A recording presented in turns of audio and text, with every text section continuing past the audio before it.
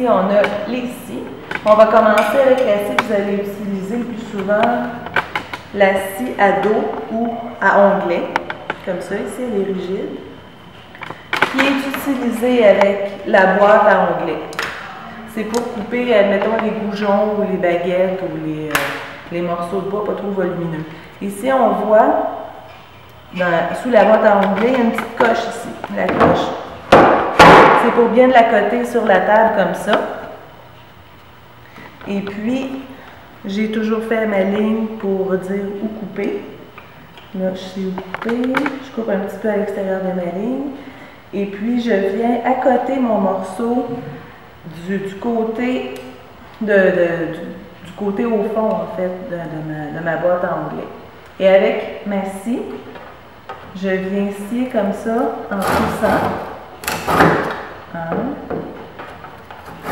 Et voilà, même pas 2 coups, et c'est coupé. Ça fait pas une coupe très franche, donc après ça, il faut prendre il faut sabrer un petit peu. Comme ça. Et le tour est joué. On a ici la scie à chantourner. C'est une petite scie avec une petite lame comme ça ici, mais ça coupe vraiment beaucoup. On peut faire des demi-cercles à l'intérieur du bois avec.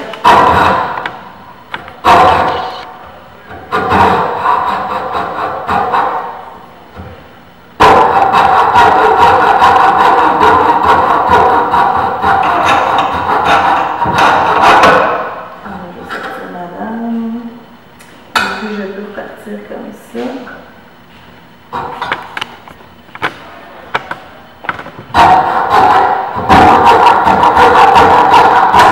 Et voilà. Et puis là, ensuite, on pourrait limer avec ma petite lime ronde pour donner la forme qu'on veut.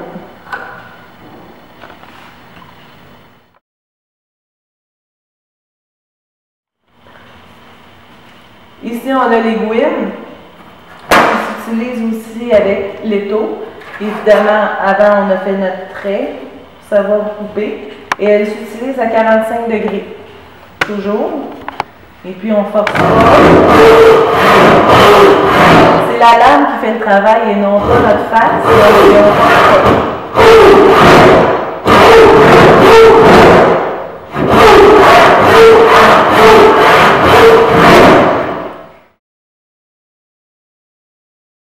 Là maintenant, on est face à la scie à ruban. Il y a 2 façons de couper avec une scie à ruban. Il y a déligné dans le sens de la fibre ou il y a tronçonné dans le sens inverse.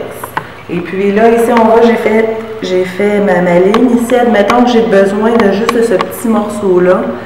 Eh bien, je vais venir couper toujours à l'extérieur de ma ligne. Si j'ai besoin de cette portion-là, je vais venir couper un petit peu à côté dans ce sens-là. Si j'avais besoin du gros morceau, j'aurais coupé un petit peu à côté de l'autre côté.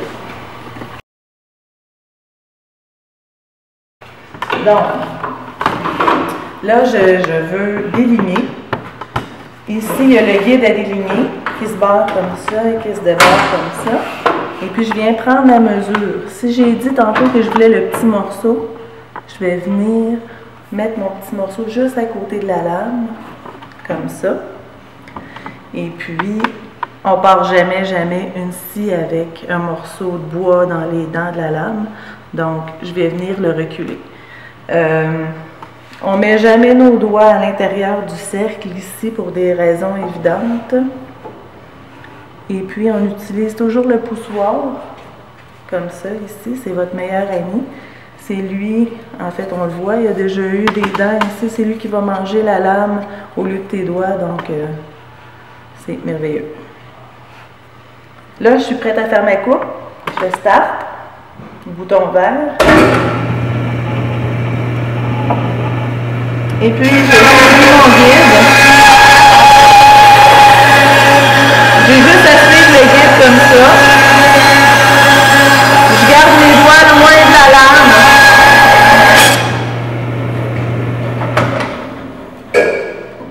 Et voilà, j'ai mon morceau. On voit ici qu'il reste un petit peu de ligne, mais c'est pas grave parce que tantôt à la ponceuse, je vais venir tout arranger ça.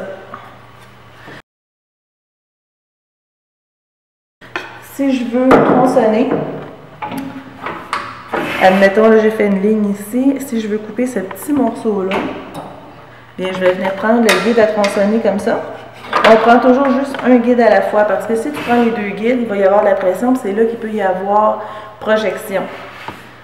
Donc, je m'installe comme ça, encore un petit peu à côté de ma ligne.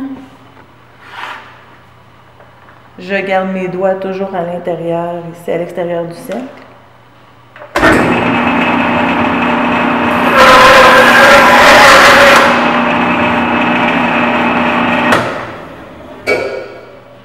Toujours fermer sa machine avant de quitter. Et on n'oublie pas aussi, on n'oublie pas les délimitations.